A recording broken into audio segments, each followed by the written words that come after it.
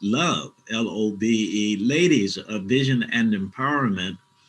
And along with that organization, as well as many others, Brother Ricky Kidd is going to help young people to understand something about anticipating a successful future.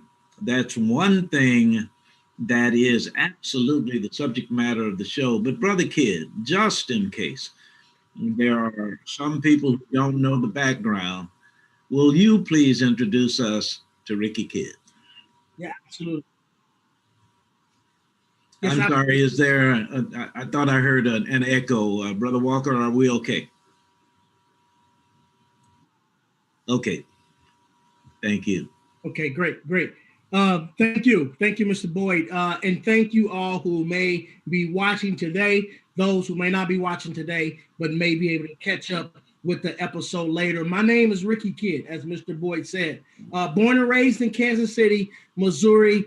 Um, the sad part of the beautiful part of my life is that by the age of 21, I was accused of a heinous crime, double homicide. A double homicide had taken place in the south side of Kansas City. My name had come up through the actual perpetrators trying to flee themselves and send the police down a rabbit hole. They fell for the trick and they went down that rabbit hole, and lo and behold, they end up snatching me up with one of the actual perpetrators. Um, I had never known that we even had a crisis of innocence in America. And then we could kind of unpack what that actually means by definition a little later. But here it is, this 21-year-old. Now, was I always making the right lifestyle choices? Absolutely not. And that's what I share with young minds, the poor choices, poor lifestyle choices in proximity. Careful about the proximity or how close you are to people who do delve into things that you may not be involved in. You can easily catch the stray bullet, so to speak, or you can easily catch the wave current that may have been meant for somebody else, and you get caught up in the wave of things. That's exactly what happened to me, Mr. Boyd, and Kansas Cityans. That is exactly what happened at the age of 21. I was picked up February the 14th, 1996. I was questioned and I was released.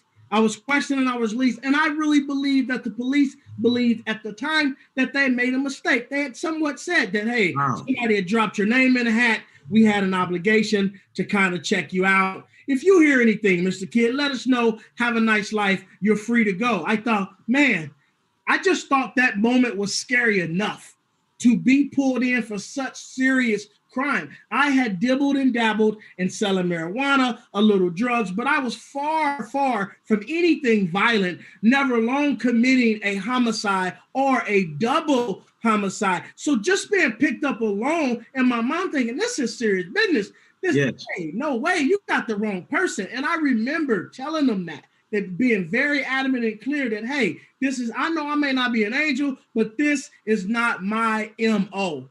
They let me go. And then 3.5 months later, Mr. Boyd, they came back and they charged me with 2 counts of a first-degree murder, 2 counts of armed criminal actions. 11 months later, they found me guilty. I was appointed a public defender who had no time, no energy, no resources to adequately defend such a serious crime. I had no win, W-I-N-D or W-I-N, against the prosecutor's office at that time. Subsequently, we lost. And by the age of 22, I was sentenced to spend the rest of my natural life in prison for a crime that I absolutely did not commit. February 14th, when Ricky Kidd was 21 years old, this circumstance visited you.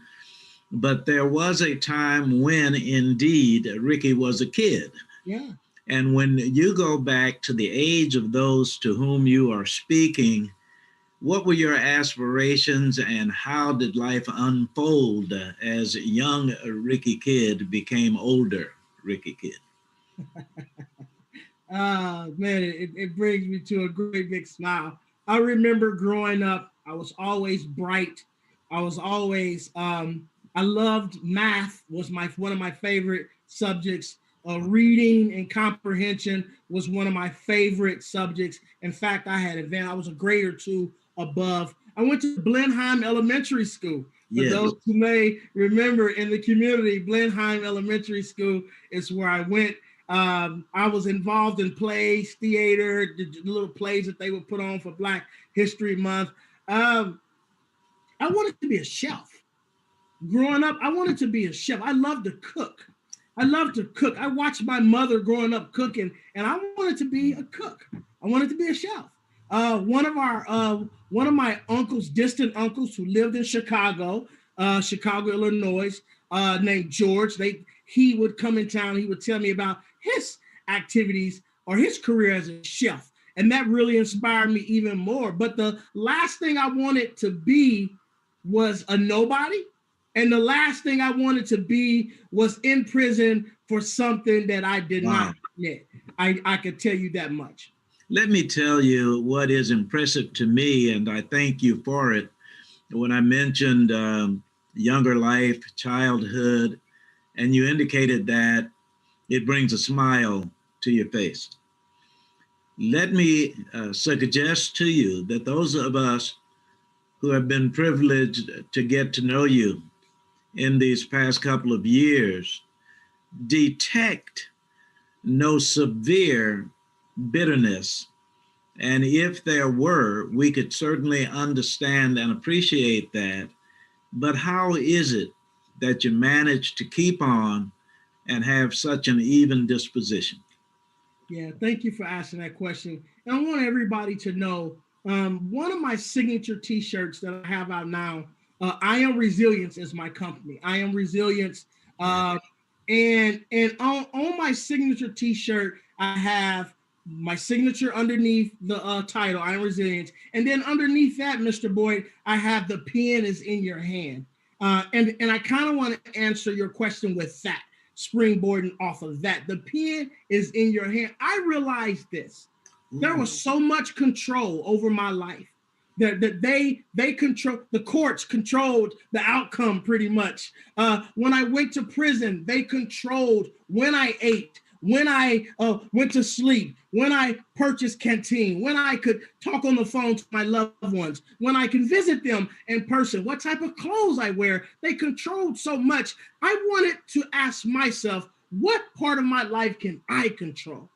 And I could control my emotions. I could control how I respond to any given situation. And it dawned on me that the pen is in my hand. Yes, I was bitter and angry in the early stages, but bitter and anger had no probative value in my life. I would find myself being angry, tight chest, while the person I was angry at probably didn't even know that I was angry, or probably wouldn't care that I was even angry. And so what I learned how to do, and what I like to try to teach young minds, is how to channel that anger. Turn your emotion, your anger, into passion. That's what I am. That's what you hear coming out as I speak now. This is my passion. I learned how to take my raw anger and make it, instead of making it destructive, I found a way to make it productive. And I think young minds and older minds alike can, there's a strong takeaway when we talk about what to do with the emotions or the feelings we're trying to process at the time.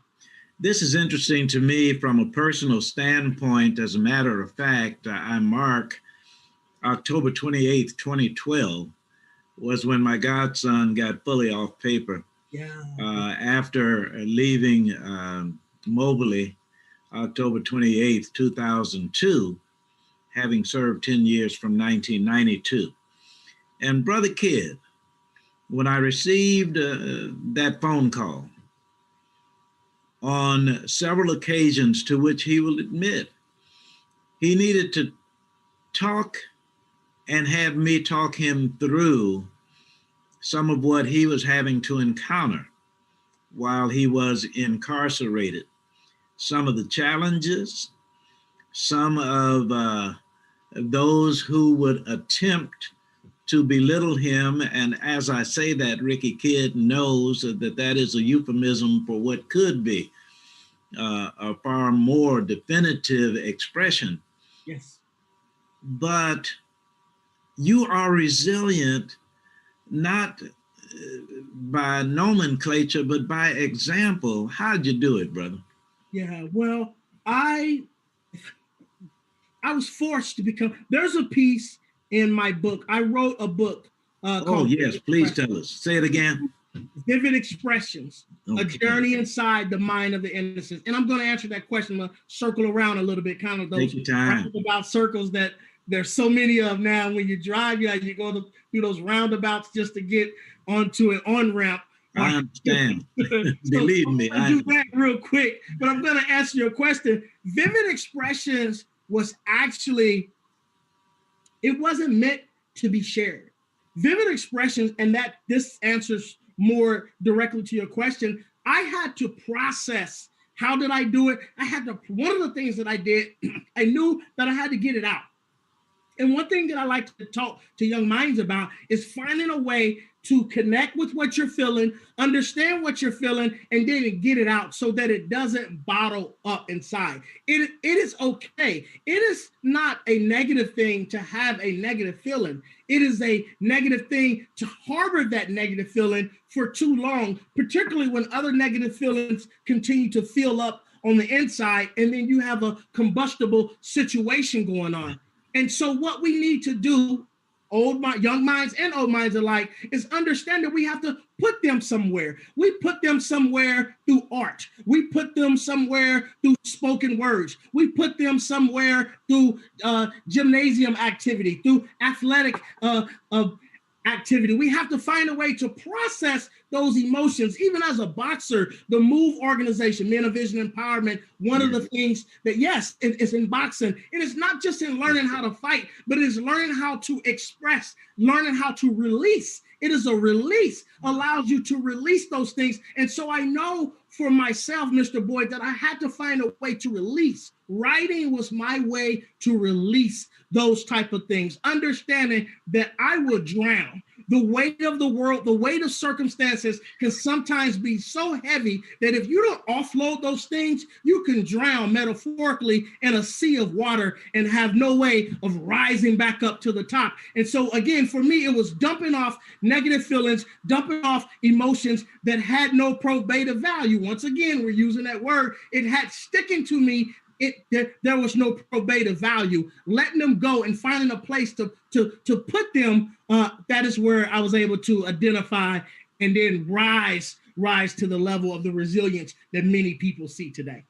You know, that is so important, and I pray that there are some young people being exposed to what you are saying, Yes, sir. because we have to learn how to define such things as strength. Yes. And too often we define it as being a physical rather than a psychological attribute. Yes. So you are extremely important to this conversation. Let me, I want to get at another question for you. Now you're talking about taking a circuitous route. I'm older than you, and I do it more often than you. But it is interesting how God sets things forth, and we call them coincidence, and sometimes it's fortuitous rather than coincidental. But you mentioned February 14th, 1996, and it happens that Carol Cole passed away February 14th, 2021. That same date rings through. But let me say this, that in reading about Carol Cole, among those who wrote in her behalf was a gentleman, attorney Clinton Adams. And I mention him because he had such sterling remarks for Carol Cole. And I know him to be a person who does not do that lightly. So when you are hearing from him saying such things as he did about Carol Cole, not only is it appreciated, but we understand that it is not written lightly. Ricky Kidd was the subject of a letter to Roy Blunt by a good friend of mine, Alvin Brooks. And when I read the letter and when I began to think about credible people who are advocating on your behalf. Now, here, I've taken this whole circuitous route to finally get to the question. Is there a particular person, are there particular people to whom you find yourself saying a profound thank you through this experience? I know there are many, and it kind of puts you on the spot, but there may be. No, it's fine. From family outward. So please go ahead. That's fine. It just drew emotion, trying to hold this emotion together. Absolutely. Absolutely. Certain people had come along in my life during this 23-year and 3-month wrongful conviction, to where they were also my floating device. It in transparency and truth, it was really not just one thing. It was not one particular thing. So if somebody asked me what one thing saved you, that I cannot answer that. I cannot. And so there are many things. And one of those other things, we did just talk about one thing, being able to offload those negative emotions. And then the funny thing is, you draw right into the next question, and it was these individuals. It was these individuals, and those individuals start with who I believe you are referring to, Mr. Alvin Brooks. Mr. Alvin Brooks, absolutely. He is a community leader. We've looked to him for decades. That's right. For decades. That's and right. he was the guy, excuse me. He was the guy he was the guy that would be on your tail. Listen, if there was violence or criminal activity in the community, he's coming on the radio and he is using his platform to make sure that you pay the price for the crime that you may have likely committed. And so he is one of those individuals who you just mentioned, do not speak up or speak out for people who are saying, Mr. Brooks, help me, I might be innocent.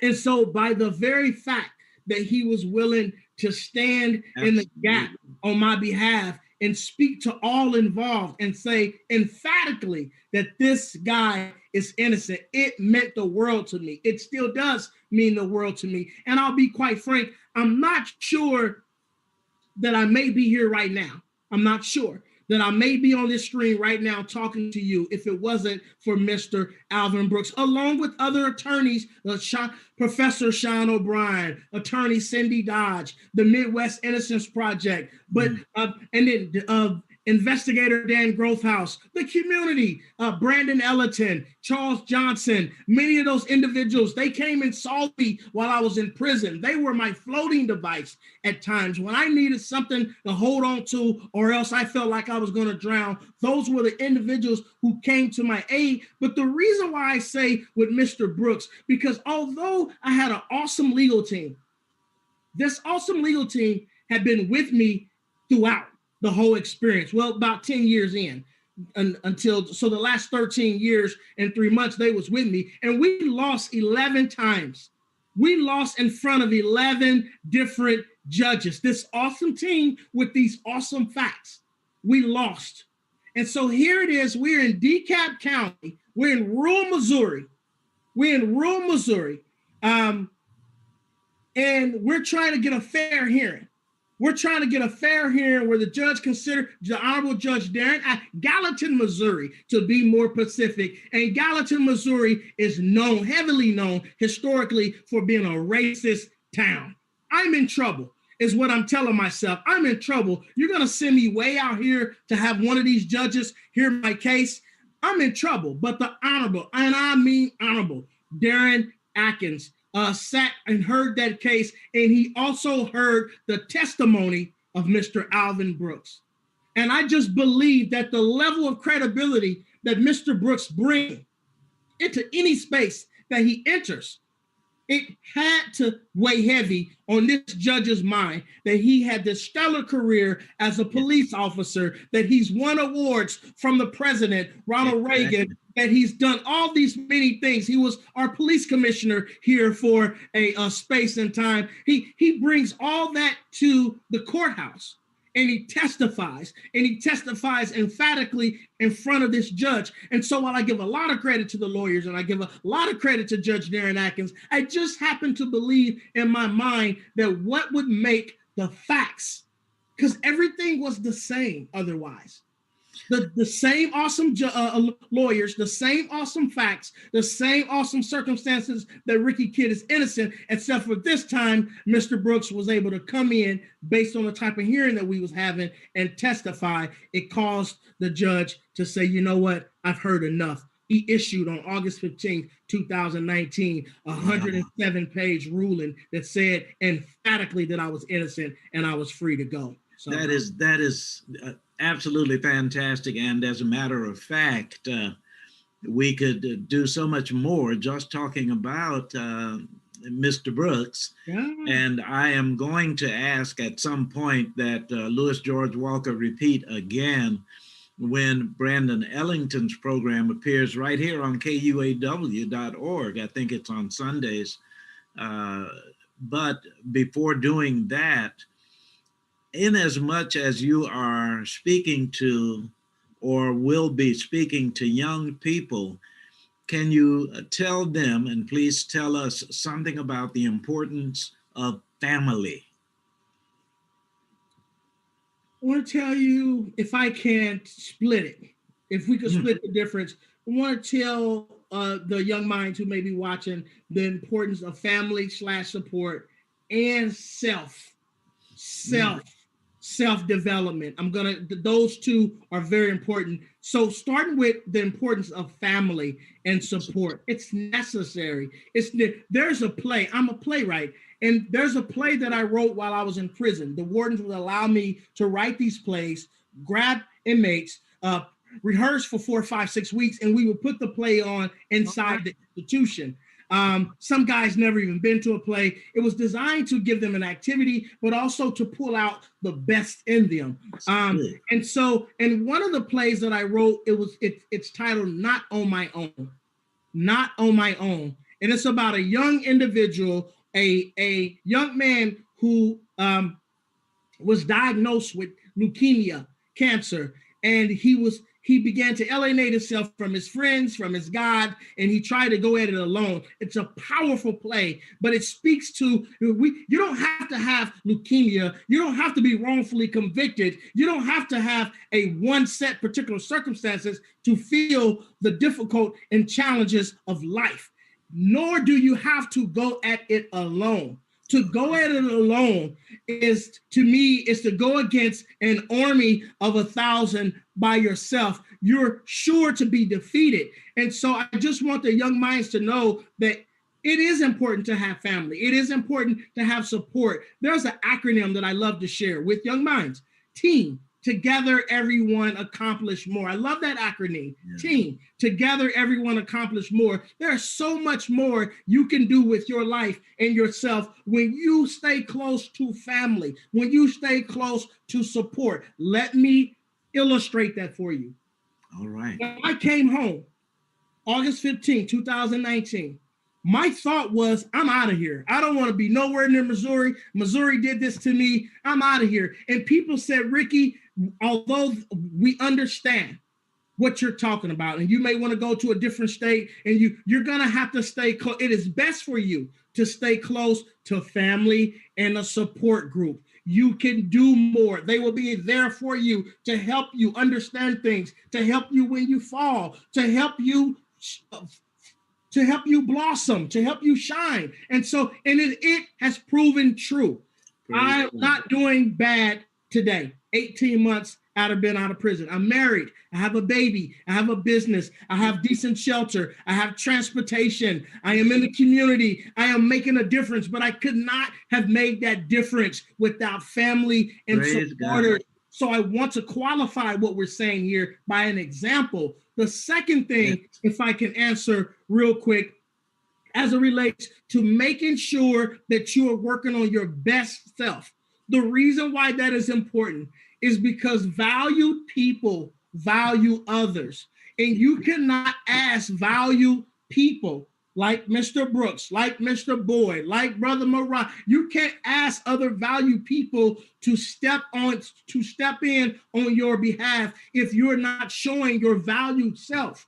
One of the things that I would really speak heavily when I was on the inside, I ran programs on the inside, and guys would say I'm innocent or I was overcharged and I deserve something better than the charge, better than the sentence I have received. And I may say, yes, Anthony, that is true. But how have you proven yourself? People want to make sure that what they're investing in has the potential to have an ROI, a return on their investment. And so I talk to young minds all the time, not just today, but all the time, about what is your return? What is somebody's return on their investment when it comes to you? And that you cannot just ask people to sow into your situation if you're not willing to sow into it as well. So that's what I would say. Outstanding. Let me remind those who are with us that this is Wave Your Grades, and for those who are watching for the first time as you follow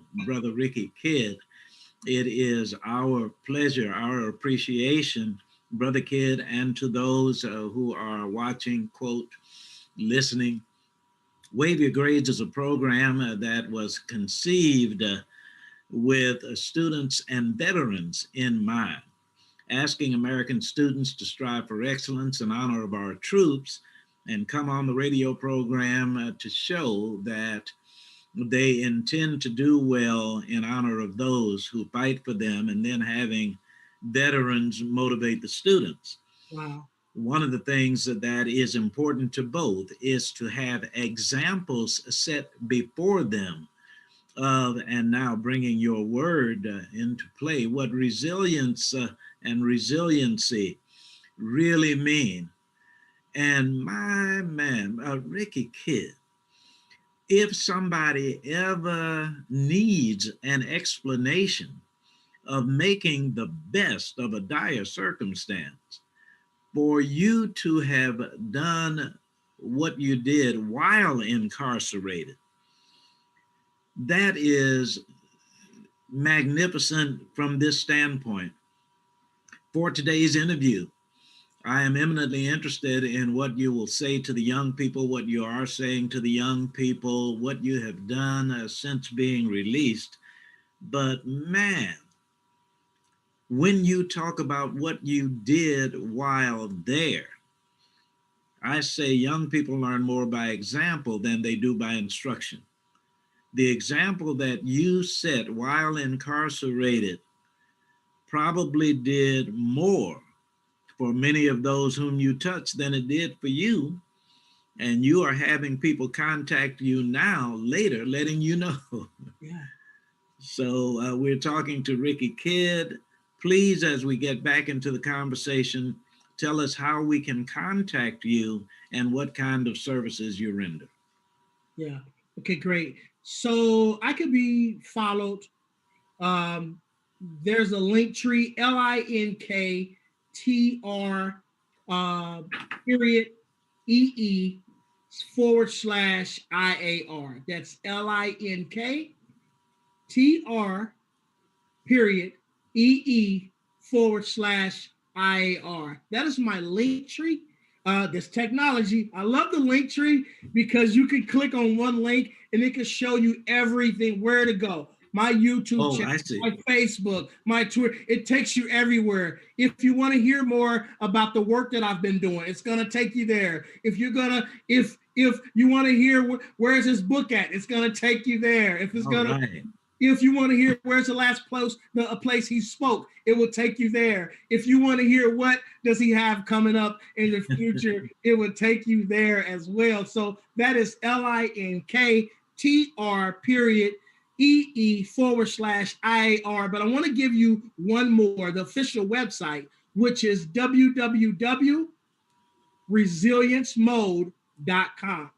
That's www.resilience, RESILIENCEMODE.com. You can go there as well, and there's a lot of accompanying information that can really open your eyes to what it is that I'm passionate about. But that aside, as you will assuming go there and during your free time or extra time and find and search for yourself, let me say today, more so to Mr. Boyd's question, I am considered a resilience trainer now.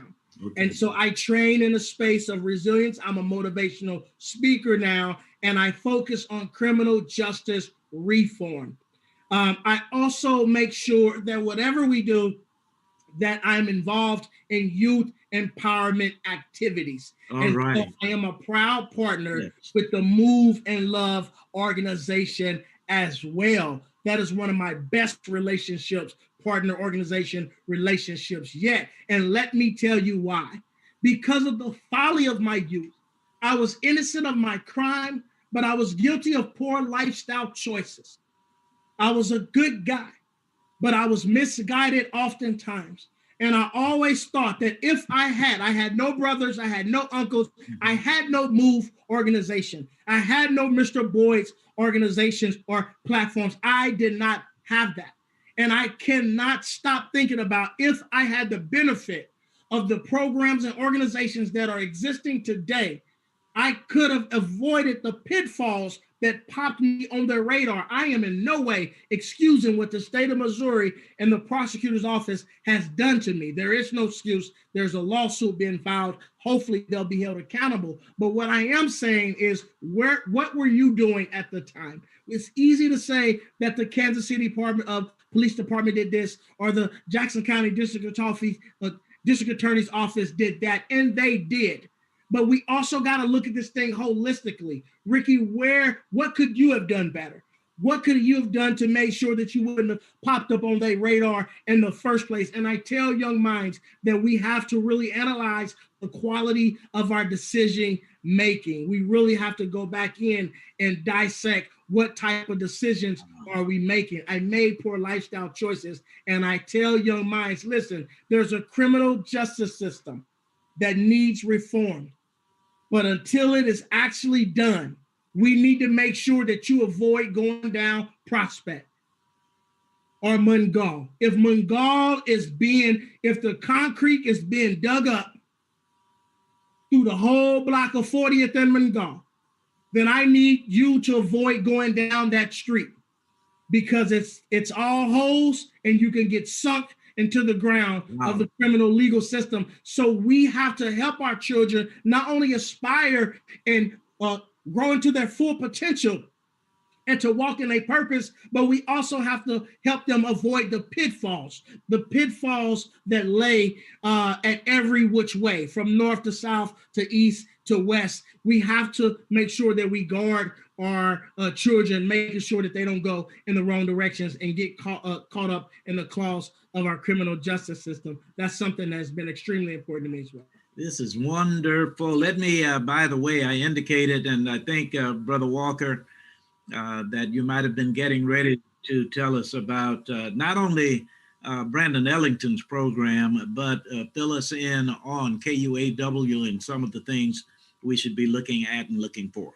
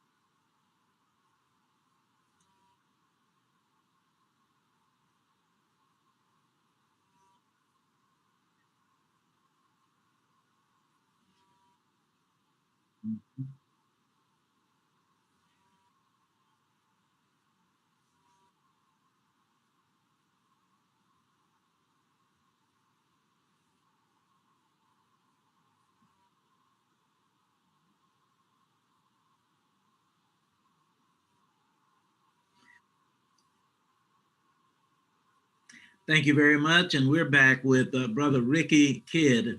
And in as much as KUAW.org is a communications source, one of the things, Brother Kidd, I would like to ask you is how you feel media are doing as it relates to how they treat those who have suffered your plight, are suffering your plight, mass media, social media, as the word gets out. How are we doing? Yeah, I don't think we're doing good. I don't think we're doing as good as we could be doing, Mr. Boyd. And I just want to take a few minutes to help people understand. In the early part of the show, before we got started, I talked about wrongful convictions being a crisis in America. And let me just qualify this as well, or rather state this as well. When we're talking about wrongful convictions, we're talking about 54% of African Americans represent wrongful convictions. Over half of wrongful convictions is targeted towards African American individuals. And while I do not know the number of young children, I do know how many young children was in there that I saw for 2 decades and 3 years. Many young men came, I mean, very young. And so the system is not considering the fact that you're young. That juvenile bill that was just passed, they were sending juveniles to prison as if they was grown men. And so we really have to pay attention to not just wrongful convictions in America, but our criminal justice system has to be a part of the conversation when we're educating and inspiring our youth. With that being said, let me give you a quick educational fact. Wrongful convictions is considered a crisis in America, and here's why.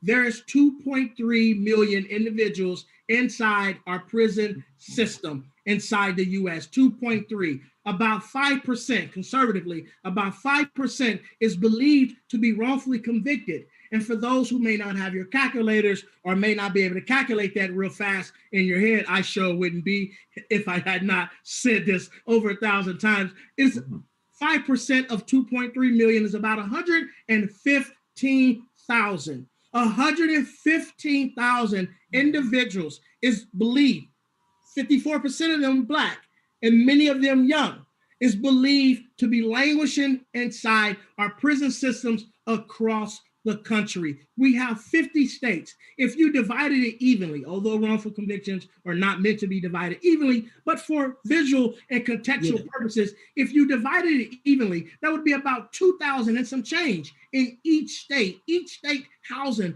over 2,000 individuals believed to be wrongfully convicted. Let me tell you this. Since 1989, the National Registry of Exonerations, that is headed up by Dr. Samuel Gross, or rather Professor Samuel Gross over at Michigan University, or rather the University of Michigan State. I'm sorry. They've done great work over there. Mark Gotze have done great work. Barry Scheck, Peter Nofield, many of these individuals have done great work over a span of decades, understanding wrongful convictions and where they actually get the numbers from. So they are to be believed. Most prosecutor associations tend to believe these numbers, the conservative version of them. But let me tell you this, that outfit, the National Registry of Exonerations, has counted about 2,725 exonerations since 1989. Wow. Only 2,700 individuals have come home in the last 31 years. Only 2,700, still leaving 100,000 plus languishing in prison. How will we ever go get the 100,000 individuals out of prison if it's taken 31 years to only bring 2,700 home?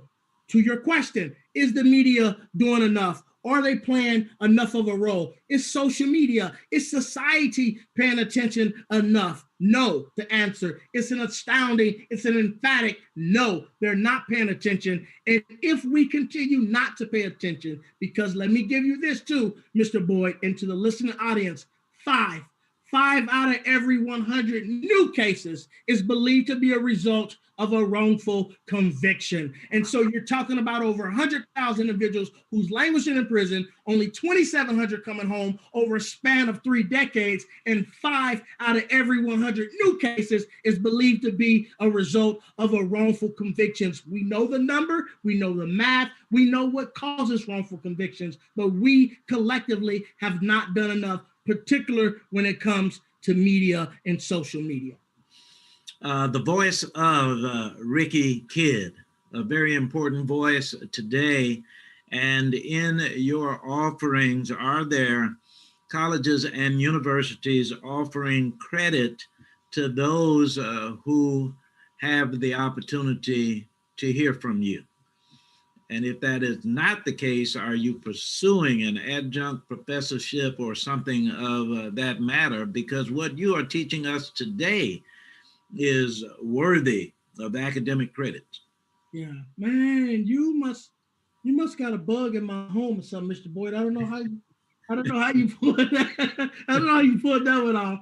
Absolutely. Praise God. I just want to pause real quick. I'm going to answer that question. I want to pause real quick. I want to say this.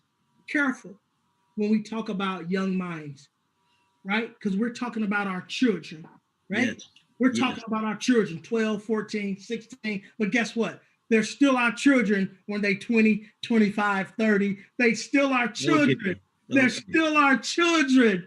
They're still our children. And so we have to be mindful of that when we talk about mass incarceration, when we talk about misguided charges and sentencing, when we're talking about the stop and frisk in New York, when we talk about racial profiling, when we talk about those conversations must be had, because guess who it is happening to? It is happening to our children, our precious jewels, our precious child that we love and care so much about. This is who it is happening to. And so I wanted to add a little bit more context to the end of what I just said, so people make sure that they fully understand what we're talking about. And even when a show like today or when a topic like today is aired, I want people to understand that we're still talking about children, that we're still keeping the conversation germane to what the show is about. It is a different angle. It is an important angle. And I appreciate and applaud you and the team for deciding to present this angle, because it fits.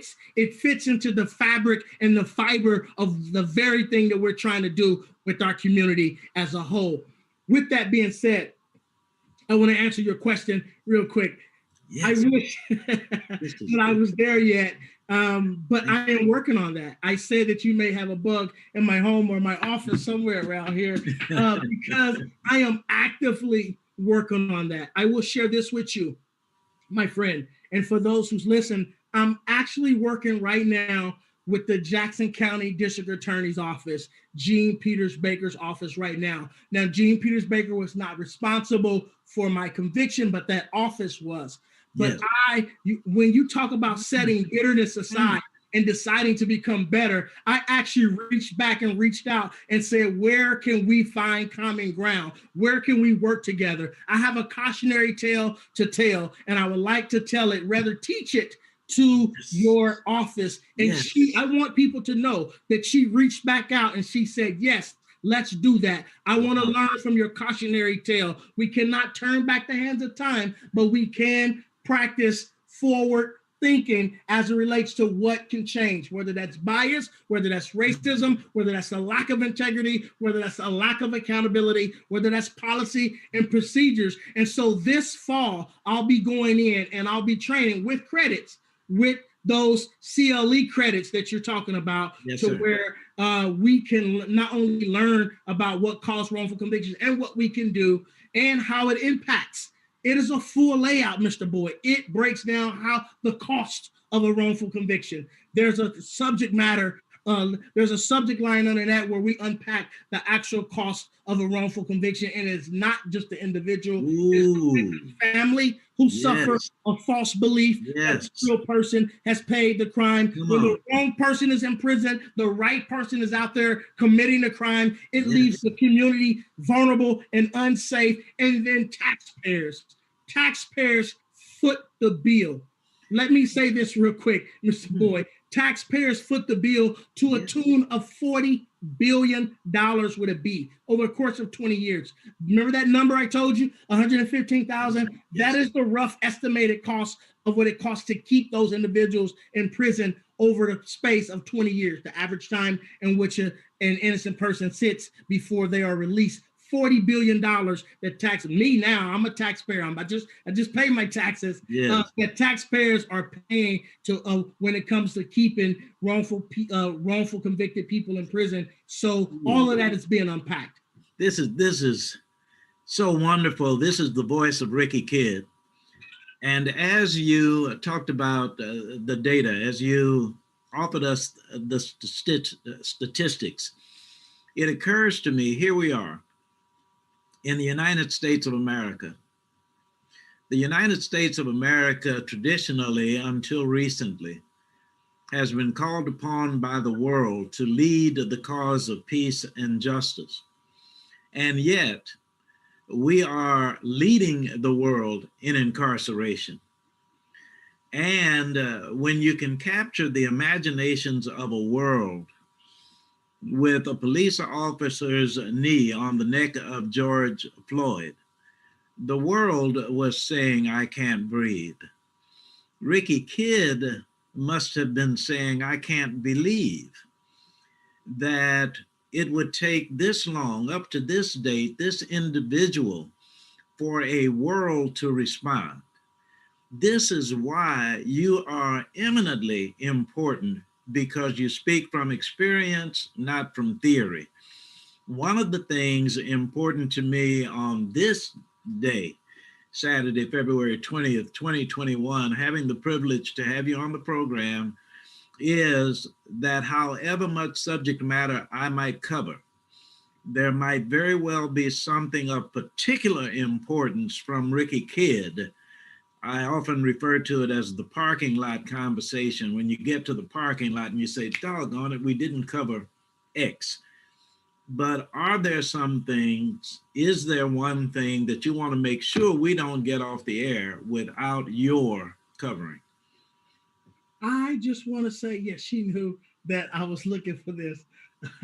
Thank you. I'm going to share a piece from my book, Vivid Expressions, if I can. I know we're running up against time here. Go ahead. But one of the things I do want to say, or rather reserve the right to say later, if you will reach out, let's do it together. Together, we get to do this. I say that wholeheartedly. So that link tree, click on it. There's ways to reach out to me. info@resiliencemode.com. My email is on there. I am open for business. Rather, let me rephrase that. I am open for change, and together we get to make that change. We cannot do it alone. You can't tell the youth that family is important, that support is important, and then you turn around after you tell them that and then go try to tackle a mountain by yourself. We get to do this together, Kansas City, and we can do this together. We really can. Reach out. Let's connect. Let's push. Let's be the difference that we actually are trying to see in our community. I challenge everybody, don't let a person that's been gone almost a quarter century come home and in 18 months have more fire and more zeal than you. This is our community together. This is our children together, and this is our problem to solve together. We get to do this together, and I believe that we will. I'm a hopeless optimistic, and I believe that we will. I want to read a piece. Please do. That's what I would like to leave on air before we go. And it is, give me 1 second to fumble. No problem at all. I think about whether or not you are old enough to have heard of a brother named Michael Jackson. I don't know if you've ever heard of him, but there was an entertainer whose name was Michael Jackson. Ever hear that name? Yeah. And in his song, Man in the Mirror. Yes. One of the refrains was, make that change. And you are causing us to look in the mirror and work together towards making that change. Please go ahead. Yes, this piece is called, just give me 1 second. I know I'm pushing up, but I want to— Not at all, take your time. I want to make sure that I get this one for the youth particularly to understand. Outstanding. And the name of the book is Vivid Impressions by Ricky Kidd. Yep, it can be found on Amazon.com. Outstanding. All right. Vivid impressions. This is called A Country Lost and Gone Astray. Uh-oh. In a quick context, even though I was going through what I was going through, I was still cognitive of what the rest of the world was going through as well. So there would be a moment I would cry for myself, and there would be another moment I would cry for others. It's no wonder that my passion is what it is today, and I think you will see in this piece here. Please. Looking at the world from my prison cell window pane, the world is feeling pain. Many things have changed. Tragedy is dominating our news, while violence has made its way to our schools. Politicians making promises, but they're nothing more than a ruse. Unamused, feeling unenthused, feeling like a refugee. Who feels like walking in my shoes? Our justice system is a subterfuge. Subterranean deals keep us subject to mass incarceration, Black annihilation, false prosecution without reparation. We rather face amusement than to face our nation. With these mass shootings, it got me contemplating. We should be conversating, yet we congregating. We should be taking action, yet we steady laughing. They say everything isn't as simple as black and white, but that all depends on you, black or white. They shouldn't have killed Michael Brown, whether wrong or right, nor Eric Gardner or Tamir Rice. Police brutality is finally coming to light. That's why we come in the fight. We got to stay in the fight. No more being polite. We got to demand some change. We got to solidify our demands and stop settling for change. Too many guns on our streets. Too many suicide teens. Too many times have we seen too many broken up dreams. Our babies are dying while our soldiers are dying. Brave, we know they brave, putting it all on the line. Billions being spent on a war that's not ours. They coming home with scars, and then we leave them to starve. Homes they barely got, some even sleeping in cars. Have we come a long way, or have we gone too far? Terrorism abroad is now in our backyard. Too much is on our plate while we're losing sight of what's at stake. We must go on high alert before we discover it's too late. Destruction is standing at the gate, and if we wait, we won't escape. We're just watching as we toppling a country lost and gone astray. Ricky Kidd, vivid impressions. You said, have I been to your house and have I implanted something so that I would know what you were contemplating? I put that question back at you. Have you been around here somewhere anticipating that I would talk about veterans and their sacrifices? And here in your words, no better tribute can be made than helping us to be serious about who we are, because they are seriously undertaking their duty. Unbelievable. You and I both are thanking Move Incorporated, Love Incorporated, Men of Vision and Empowerment, Ladies of Vision and Empowerment. Ladies and gentlemen, wave your grades. Thanks, Brother Ricky Kidd. Thank you so much. You're so welcome. You're so welcome. God bless you, Mr. Boyd. God bless you all. God bless you. Louis George Walker. Oh, man. Wow.